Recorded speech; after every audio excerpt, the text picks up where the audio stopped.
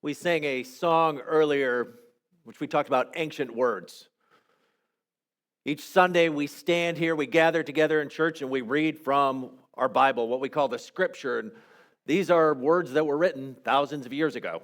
These from Paul, written probably 40, 50 AD.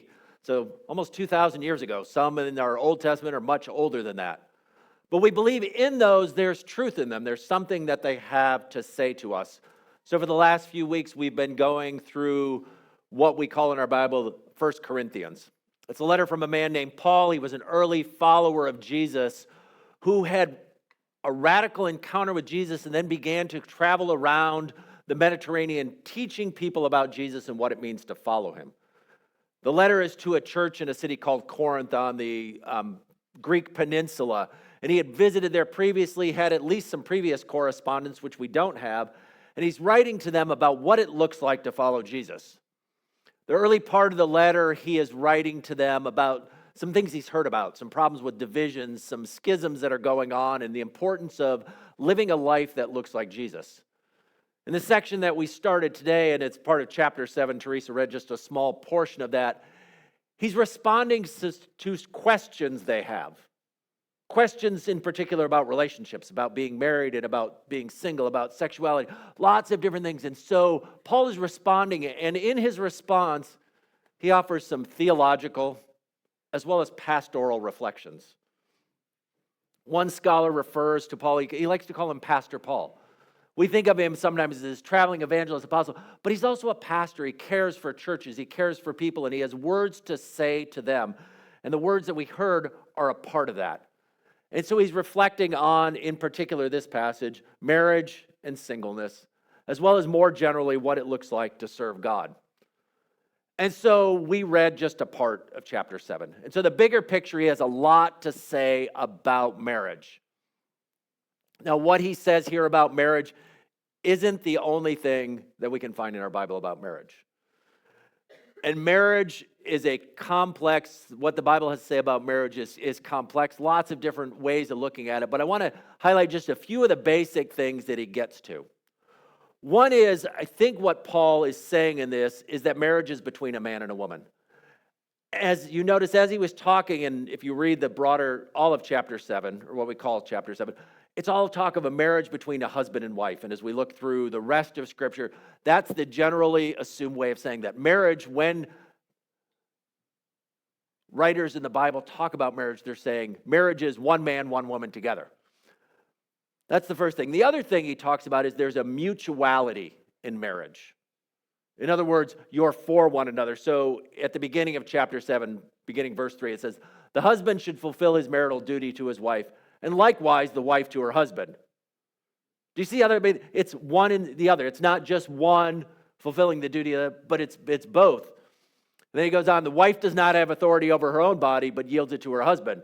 They go, okay, he yields it, but in the same way, the husband does not have authority over his own body, but yields it to his wife. So who has control? I mean, there's this mutuality going on, that marriage is not an issue of power or control where one is over the other. And so something is going on. And so as Paul's talking about marriage, we keep that in mind. Something else he says about marriage, he says, to the married I give this command, not I but the Lord. A wife must not separate from her husband, but if she does, she must remain unmarried, or else be reconciled to her husband, and a husband must not divorce his wife. In other words, what Paul is getting at is the biblical ideal, or God's ideal, I should say, is for marriage to be a lifelong commitment and a lifelong covenant. Again, there are lots of passages and there's nuances about what that looks like and concessions that God makes for hardness of hearts and other issues. But what we begin with and what Paul begins with is this is the ideal. When God speaks of marriage, it's one man, one woman in a lifelong commitment or a lifelong covenant. And so we kind of start there. But what Paul talks about is not just marriage, but also singleness. And in particular, kind of the big word, celibate singleness. In other words, sex is reserved for marriage. So he's talking about singleness and that. And what does he say about singleness? This is fascinating. He says, I wish that all of you were as I am. And he goes on and he says, what is he like? He's single. But each of you has your own gift from God. One has this gift, another has that. So everybody has a gift. And then he goes on, he explains what it is. He said, now to the married, unmarried, and the widows, I say, it is good for them to stay unmarried as I do. So he's saying what? He's saying that there's marriage and there's singleness. Both are gifts from God. And one is not less than. In other words, one does not have to be married to be a complete Christian or to serve. In my years of serving as a pastor, lots of colleagues, folks I went to seminary with, other pastors I've met, and I've had interesting conversations over the years. And I remember at least one with a pastor I know that Christine and I went to seminary with, who's single. And he talks about sometimes having gone to churches to interview, to serve as a pastor, and he could sense either implicitly or sometimes explicitly their doubts about him serving as a pastor because he was not married. Sometimes they're like, well, you just wouldn't understand. How would you deal with married people if you're not married? Which is just a ridiculous argument on its face, because the reality is there is only one life I truly understand, and that's mine, and I don't even fully understand that all the time. I don't have to be married to understand some things about marriage. I don't have to have kids to understand everything about kids. Half of you are women. I'm not a woman. So does that mean I can't serve as your pastor because I'm not a woman? And so, but sometimes in the church, we've created this picture where the ideal is marriage, and only someone who's married is truly improper. And it applies not only pastors, but oftentimes it applies to others within the congregation. And it happens again in explicit and implicit ways, in subtle ways, where oftentimes for young folks, a young person comes to the church. They're wondering, and questions are often asked by people part of the church. Well, are you married? When are you going to get married? Do you have a boyfriend? Let me introduce you, because I've got a cousin, I've got a nephew, I've got a grandson. He'd be great for you. What is going on? What's the implicit message going on? That somehow if you're not married, you're lacking something.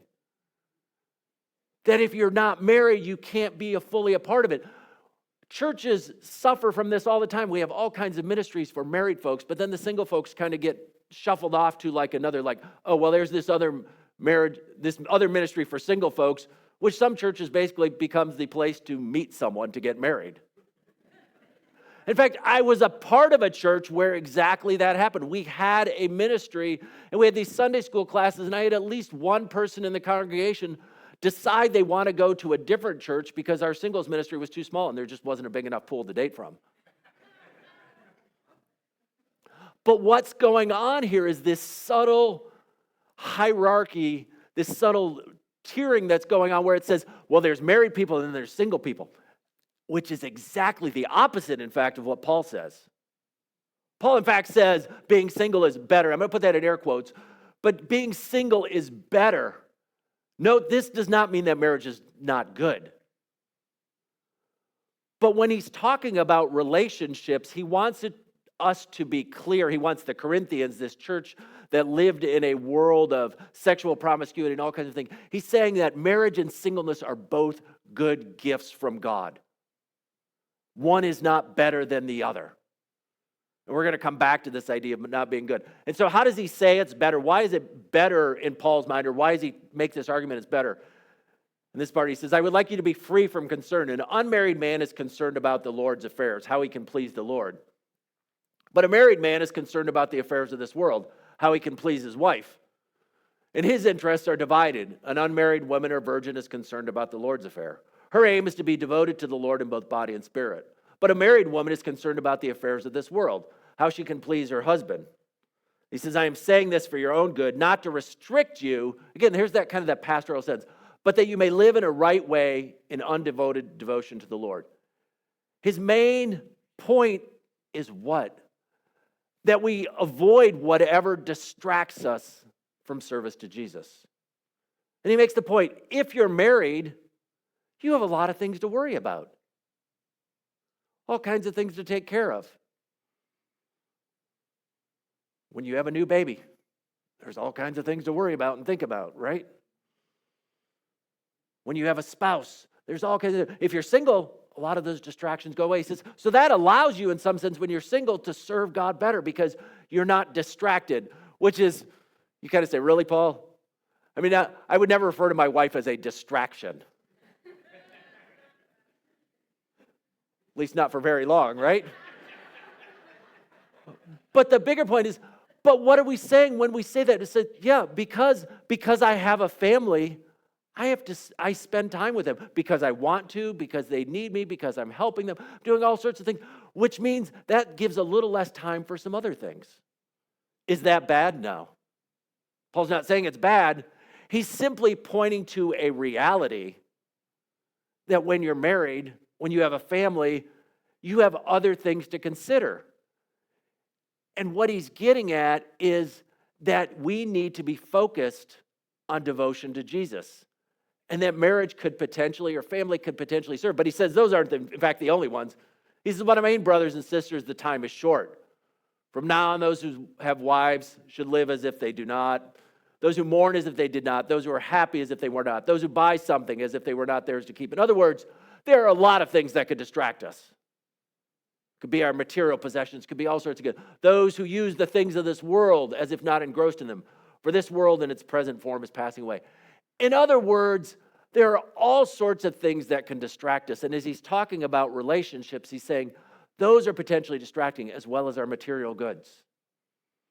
Caring for a house, taking care of a car, a boat, or a snowmobile, our crafts, or all sorts of different things are possible distractions. So if we go back to it, is he saying that it's bad to get married? No. So I want to be clear. When you walk out, Pastor Carl is not saying being married is bad or don't get married. In fact, back in verse 7, he said, it's a gift. I wish all of you were as I am. But each of you has your own gift from God. In other words, those who are single and those who are married, both are gifts from God. One has this gift, one other has this one. And so, as he's thinking about that, I want to think about the broader principle. So, he begins with that level, that principle of saying, marriage and singleness are both gifts from God. Both are to be honored, both are to be respected. Both are ways in which we can serve God. But what he's getting at is the most important thing is devotion to Jesus. What he's inviting them to say is like, avoid whatever might distract you from that. And so as he talks about this world passing away or undivided devotion, he's saying there's a call for focus. In other words, when Jesus invites us to follow him, when we're following him, that needs to be our primary devotion, primary thing. And we need to avoid anything else that might distract us from that. Our world is filled with things that might take that away. And so he's pointing us to that. And he's also saying something about the circumstances that we're in. And if we think about it, he's saying, you're single, he's single, but he's talking about married folks. But he also talks later on, down near the end of chapter 7, he talks about those who are widows, those who are grieving. And essentially, and as well as those who a husband has left, he talks about couples where one's a Christian and the other's not. And what he says is that in whatever circumstances we find ourselves, no matter what circumstances we're in, each is an opportunity to serve Jesus. Married, single, divorced, widowed, grieving, whatever it is, everyone is an opportunity to serve Jesus. And I think what he might be getting at is there's a temptation sometimes to think, well, if only I were in a different circumstance. If only my life were a little bit different, then I could serve Jesus. And what Paul is saying is we can serve Jesus in whatever our life circumstances are. You might expand that to no matter what stage of life we're in. No matter what our gifts or talents, we have the ability to serve Jesus. Now, it's going to look different for everybody. There are phases of life, there are different things. What you're capable of doing when you're 28 is very different from what you're capable of doing when you're 98. That's just a reality of life. Or there are seasons of life where you have just a lot going on. Maybe it's a season of life where work is just overwhelming and you're working 80 or 90 hours a week. Maybe it's a season of life where you have young children at home and there are all these things going on. And Paul is saying that you can serve Jesus in every one of those circumstances. The service may look different, but what he's inviting to is make the most of the current situation. Instead of simply saying what we often do, well, if only my life were a little different, if only I did. He's saying, no, whatever circumstance you're in, whatever is going on in your life now, you can serve Jesus. Now, for those of us sitting in this room, every one of us is in a different place in life for lots of different reasons. How old we are, our emotional health, our physical health. All of those affect that. So we can't look to another person and say, wow, they're not serving Jesus like I would. Well, no, they're not serving like you because they're not you. And you're not them. But it's an invitation to say, how can I serve Jesus where I am? But in the midst of that, there is a tension that's going on. And this is the tension that Paul gets to in the midst of this covenant. The first is, what I'm saying here is serve God in whatever circumstances you find yourself. But there's also this call to seek to place ourselves in a situation that involves the least distraction and allows you to serve. So I'll give an example. Back in chapter 7, verse 8, he says, now to the unmarried and the widows I say, it is good for them to stay unmarried, as I do. But if they cannot control themselves, they should marry, for it is better to marry than to burn with passion. He's saying, well, there's different ways to do it. Serve whatever you are, but then he's saying, but if that circumstance doesn't work, it's okay to go into a different one sometimes. And I think why this is hard for some of us, and I know for me, growing up and being around the church for a long time, there was often a sense, again, sometimes implied, sometimes explicit in teaching, that there's one right choice. That there's this plan, well, you have to do this one thing in order to serve God. But Paul says here, well, you can be single or get married, in both cases serve God. Say if you're single, stay single, but if that's too hard, then you can get married. And both are good.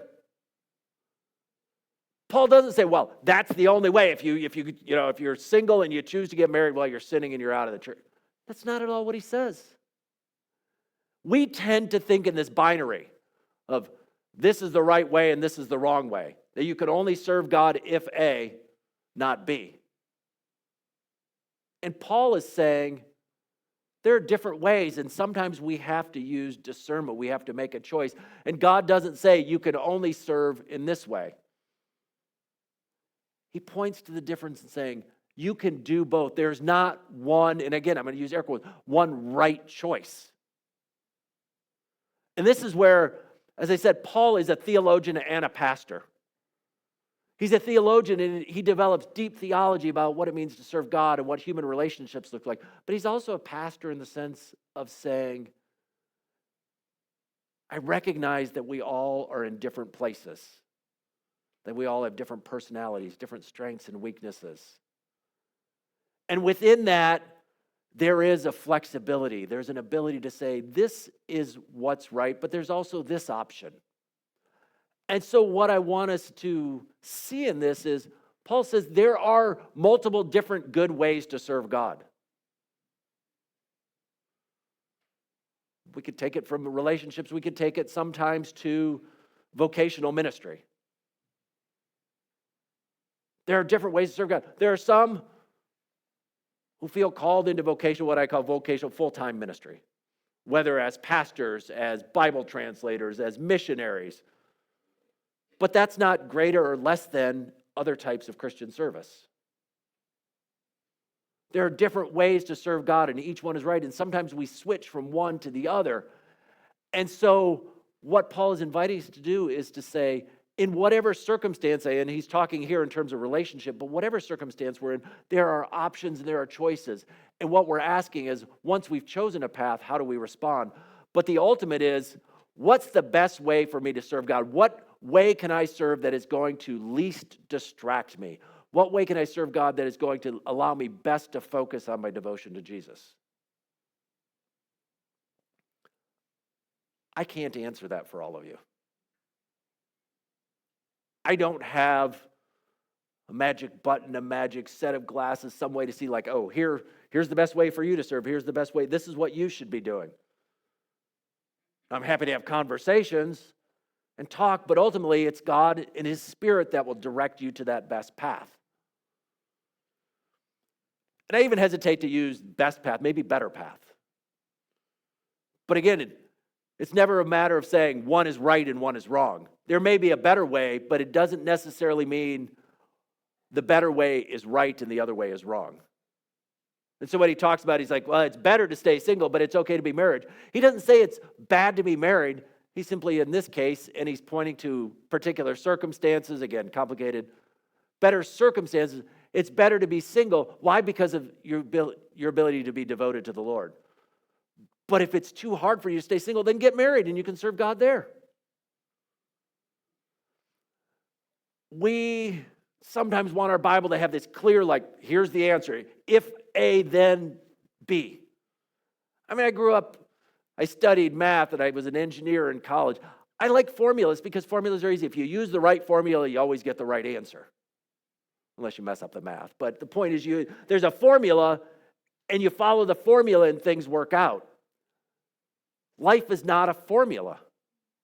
God doesn't offer formulas. He offers a way of doing things and says, this is one way and this is another, and both can be proper ways to serve God. And so what I want us to hear in that is, all of us can serve God no matter what circumstance we're in. All of us can serve God because He's called all of us. And one of the questions, once we've chosen a path, we can look and we can say, how do I respond to God in this particular path I've chosen? So let's think back, kind of key points as we think about doing. One is, in marriage, there's a mutuality. It's a for the other. This is that cross-shaped. There's not a hierarchy, there's not a status of power, but it's a one for the other. Second thing is, singleness and marriage are both gifts and both to be honored. I think this is such an important lesson for us to learn in the church. Is that both singleness and marriage are gifts from God, and both are to be honored as paths to live and to serve God. Neither one is greater or lesser. More generally, you can serve God wherever you are. Whatever your life circumstances, you can serve God. And there are multiple options that are good. But what matters most is devotion to Jesus. What matters most is devotion to Jesus.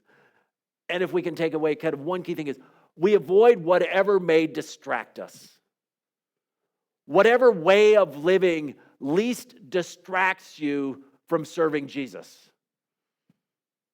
Whether that's singleness or marriage or the kind of goods, the place you live, the kind of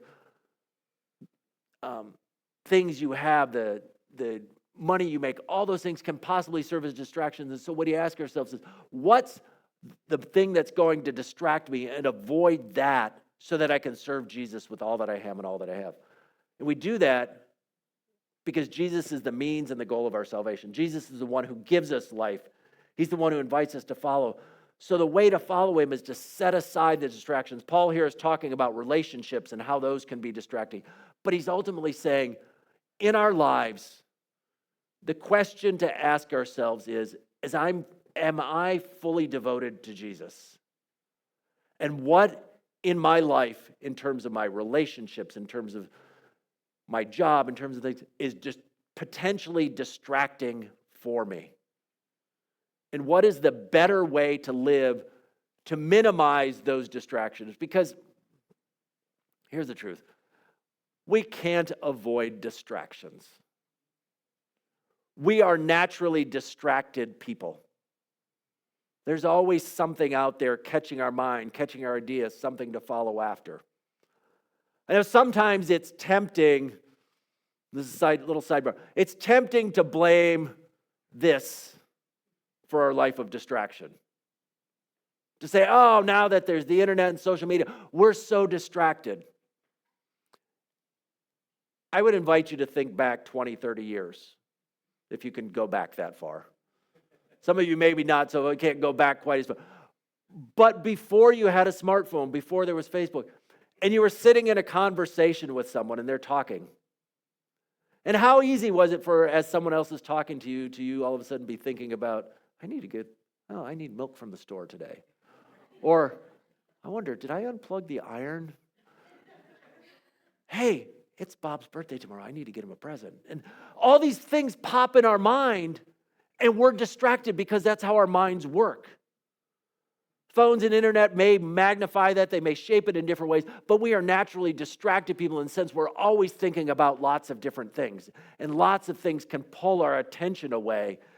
But the call of Jesus is to say, the focus of our lives should be on Jesus, because he is the one who gave us life and gives us life. And so the invitation is to say, how can I live a life that minimizes those distractions? In my relationships, in my goods, in the way I live. How can I live a life that minimizes those distractions so I can be fully devoted to Jesus? And that's what he's getting at here, where he's saying, talking about this idea of living a life that's fully devoted to who Jesus is. When he's saying, I'm saying this not for your own good, but that you may live a life in a right way in undivided devotion to the Lord. So I'd invite you this week to have a conversation with God. Say, where in my life, what's going on in my life, what's going on in the way I'm living that's dividing my attention, that's dividing my devotion? And then ask God to help you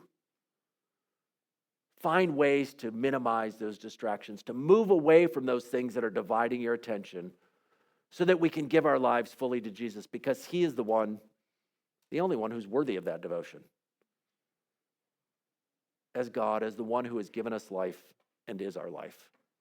So may we live lives of undevoted devotion. May we live lives full of distraction as we seek to follow him. Amen.